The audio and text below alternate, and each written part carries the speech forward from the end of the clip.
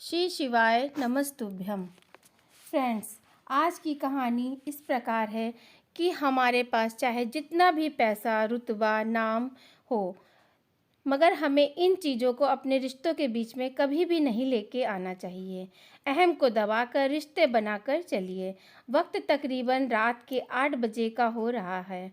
एक छोटा बच्चा मध्यम रोशनी में अपनी पढ़ाई कर रहा था और पास में ही उसकी माँ रोटियां पका रही थी।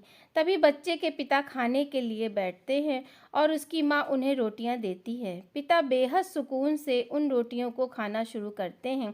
अब बच्चा बहुत गौर से अपने पिता की ओर देखते हुए इस बात का इंतज़ार करता है कि वे कब उसकी माँ पर भड़कें, अपने गुस्से का इजहार करें, क्योंकि रोटियां बिल्कुल जली हुई थीं। लेकिन बच्चे की उम्मीद के विपरीत उसके पिता ने बड़े ही इत्मीनान से उन रोटियों को खाना जारी रखा।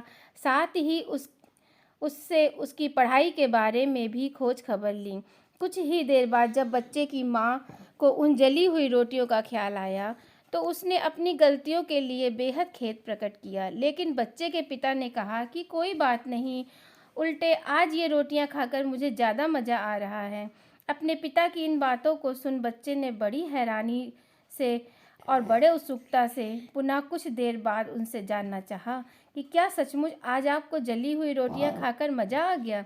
पिता ने बड़े प्यार से अपने पुत्र के सिर को सहलाते हुए जवाब देना शुरू किया कि मेरे बेटे, एक जली हुई रोटी किसी भी इंसान को बहुत ज़्यादा नुकसान नहीं पहुंचाती, मगर बेहद तल्ख और जले हुए शब्द किसी भी इंसान के जज्बात को अंदर से झकझोर देने में काफ़ी हैं।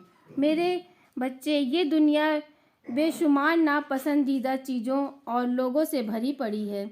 इसके साथ ही हम भी कोई बेहतरीन इंसान नहीं हैं और मैं ये समझता हूँ कि हमारे इर्द गिर्द के लोग गलतियाँ हो सकती है।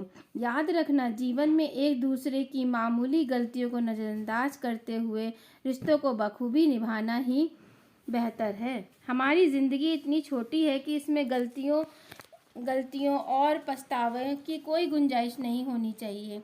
अपने अहम को थोड़ा सा झुका के चलिए। ए जनाब, सब अपने लगेंगे, ज़रा सा मुस्कुरा के चलिए ए जनाब।